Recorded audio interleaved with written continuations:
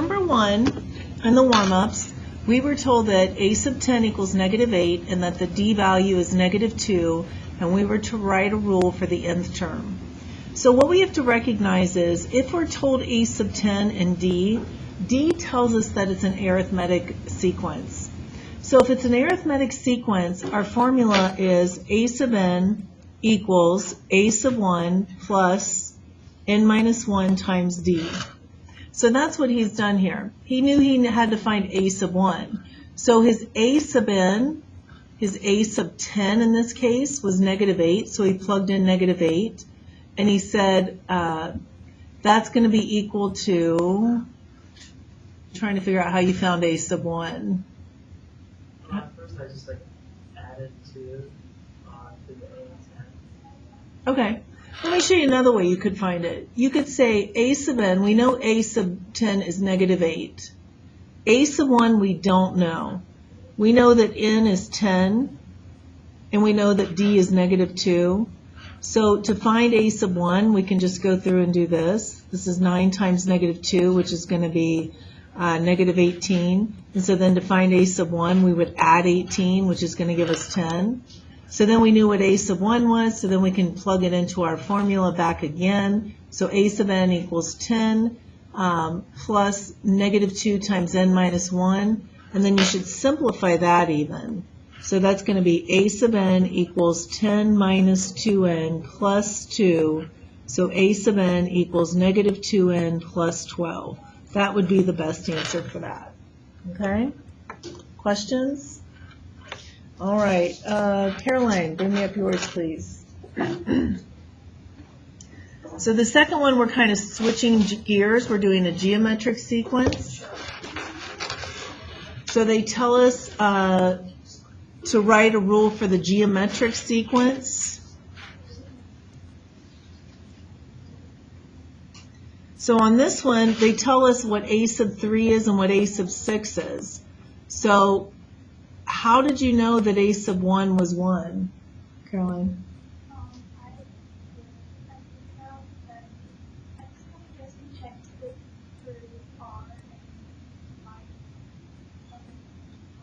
Okay. All right, so guess and check. That'll work, but also remember that we talked about a shortcut way we could find this. Michaela, you want to share that with us again? What was that you did to find it? 36, or it was 32.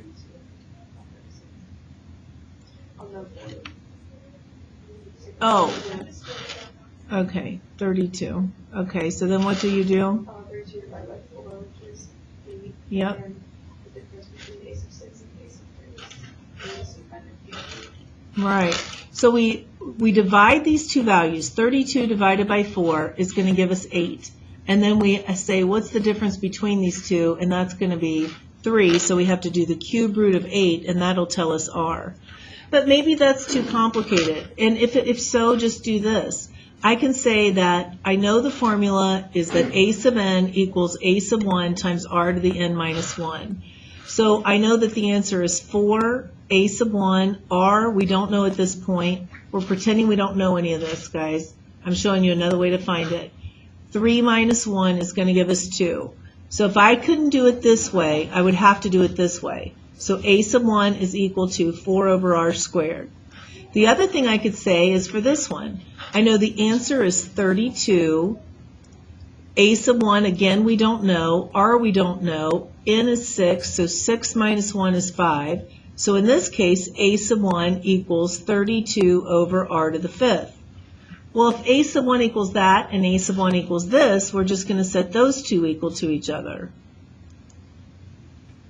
And then we can cross multiply, and we get 4r to the 5th equals 32r squared.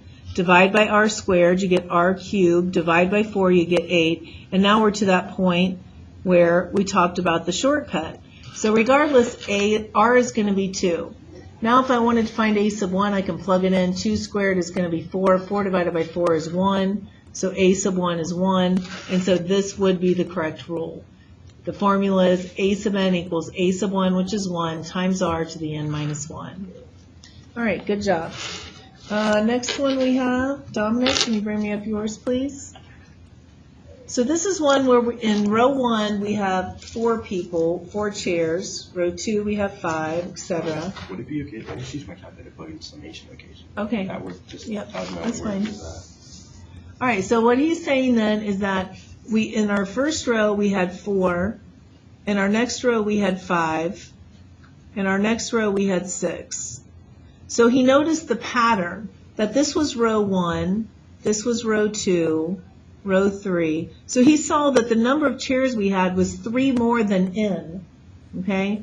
So if that's the case, if the number of chairs or the number of x's is 3 more than what this is, then this is going to be our formula, x plus 3. And then it said to find the sum of all the chairs up to row 20. Well, we certainly don't want to have to keep writing all that out, so we know it's going to be from 1 to 20 of x plus 3. And that's fine. You also should know the sum formula. The sum formula would go, the sum of the first 20 terms is equal to 20 over 2 times a sub 1, which is 4, plus a sub 20. Well, if I plug 20 in here, I get 23. And so this is 10 times 27, and that's still going to give us 270. Okay? So whichever way you want to do it, you can type it in, or you can use the graphing calculator. All right, so let's go ahead and go over the notes first. Get out your student journal. We'll go over the homework here in just a minute. Open your student journal to 8.5, which is on page 240.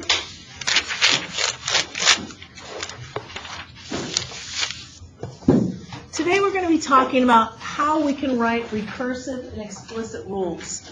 So if you're given a recursive rule, we're going to write explicit. If we're given an explicit rule, we're going to write it in recursive form. So looking at this first problem, I want to write a recursive rule. To write a recursive rule, I can think back to what we talked about the other day about it. If I have an arithmetic recursive,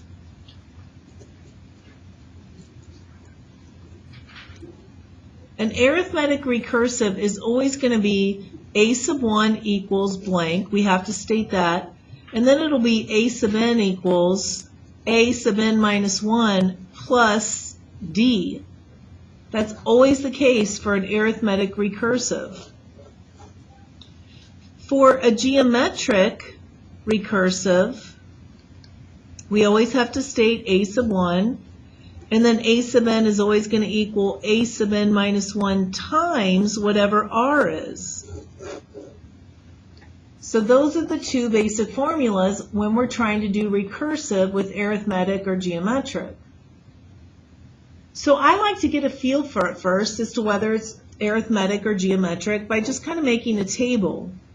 1. If I plug in 1 for n, what do we get? 2. If I plug in 2, what do we get? Negative 1. Plug in 3. And plug in 4. Negative 7. So this is my pattern. 2, negative 1, negative 4, negative 7. So what is the d value then? Negative 3. So to write my recursive formula, I can do that now. All I have to state is a sub 1 is 2. And then I have to say a sub n is going to be equal to the previous term plus the d value, which was minus 3. So I say a sub 1, and then the next term is going to be, the previous term minus 3. So look at that, 2 minus 3 gives us negative 1. Take that minus 3, that minus 3. Okay? So what about on this one?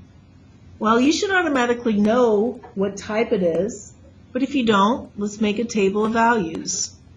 N, a sub n. N can be 1, 2, 3, 4. If I plug in 1, 1 minus 1 is 0. Anything to the 0 power is 1 times 10. Plug in 2. 2 minus 1 is 1. Negative 2 times 10 is negative 20. 3 minus 1 is 2. Negative 2 squared is 4 times 10. 3, negative 2 to the third is negative 8 times 10. And so there's our pattern. So what's happening here? Is it arithmetic or geometric? Geometric. So I use my geometric formula. I have to state a sub 1, it's 10, and then my terms are going to be equal to the previous term times, what are we multiplying by every time? Negative 2. And you can put that in front if you'd like. Okay, I'll do one more with you. I'll do this one, and I'm going to show you a faster way to do it now. All I need to know is a sub 1. I find a sub 1 by plugging it in. 8 times 1 is 8, minus 1 is 7. Now, my a sub n is going to be equal to a sub n minus 1, and what's going to happen? I'm just going to find one more term, 2, because I know this has to be arithmetic. If I plug in 2, I'm going to get 16 minus 1, which is 15. How much are we adding on every time? So what is it? What's the d value always going to be? Whatever's in front of n, yeah. So this is going to be a sub n minus 1 plus 8. And that would be the recursive. Okay, you guys try number 10 now. You should realize it's geometric.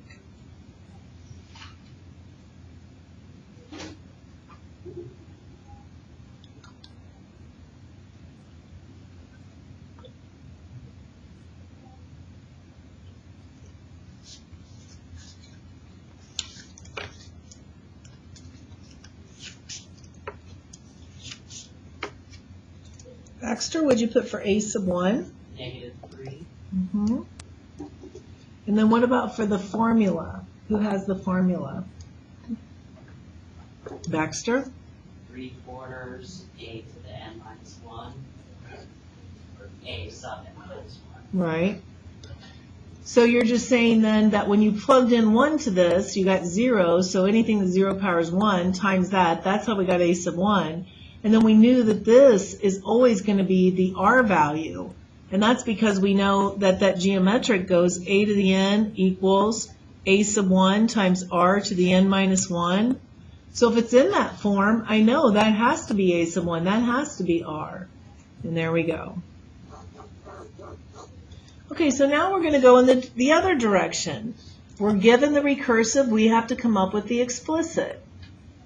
So let's start writing out some terms. We've got negative 1 for the first term, add 7, add 7, add 7. It's really not necessary to keep doing this. So now we're going to... Sorry for interrupting you, ma'am. That's okay, thank you. So now we're just going to come up with our formula. So it's going to be a sub n equals, and we know this is what, arithmetic or geometric? Arithmetic. So if it's arithmetic, it's going to go a sub 1 plus n minus 1 times d. So it's going to be a sub n equals, what's our a sub 1? Everybody? Negative 1 plus n minus 1, and then what's our d value? 7, right? Can you see how we could have, even without writing this out, we still should have been able to see what's a sub 1 and what's d. I'm just writing it out just for when, sometimes you're taking a test and you get a little nervous and it's like you can't remember where things go. And so writing it out, that should help you to understand why it works that way. So now simplify this all the way.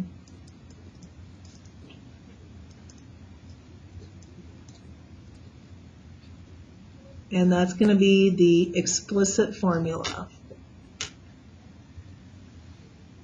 All right, let's do the next one. This one I'm not going to write out. I don't really think it's even that helpful because I know a sub 1 and I know what r is. And the formula, I can see this has to be geometric because it's getting multiplied. So I know the formula is going to have to be a sub n times a sub 1 to the r to the n minus 1. That's our geometric explicit formula. So a sub n equals a sub 1 times r to the n minus 1. That's really a quick one when it's geometric like that. Okay, you guys try 13 and 14 now.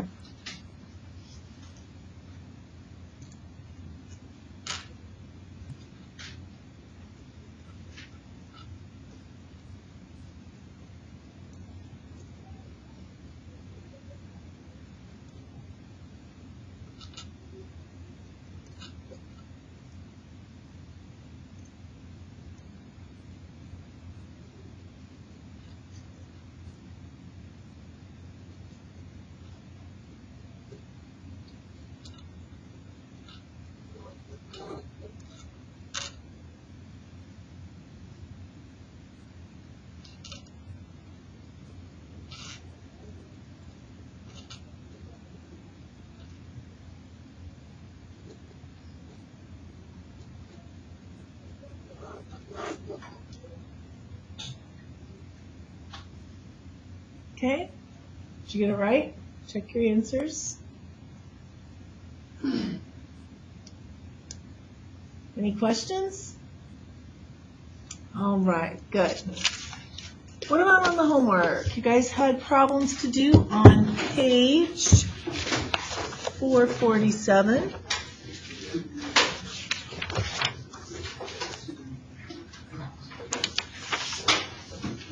A lot of people asked about number 53. Did you guys need help on 53?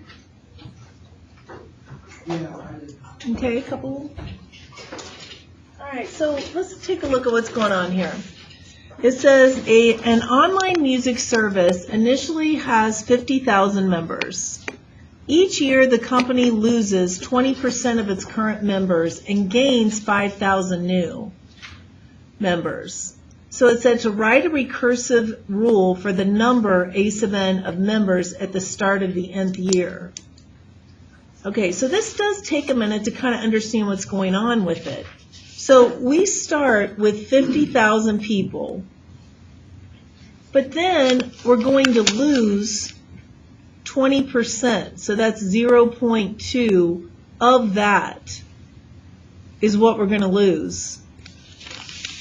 But we add on an additional, 5,000? So this is what's happening every year. We start off with this much, we lose 20% of those people, but we always get an additional 5,000 that'll sign up for the program. So by looking at this, I can kind of see what's going on. I know that a sub 1, at the very beginning, we had 50,000 people. Then the formula is going to be that we have 50,000,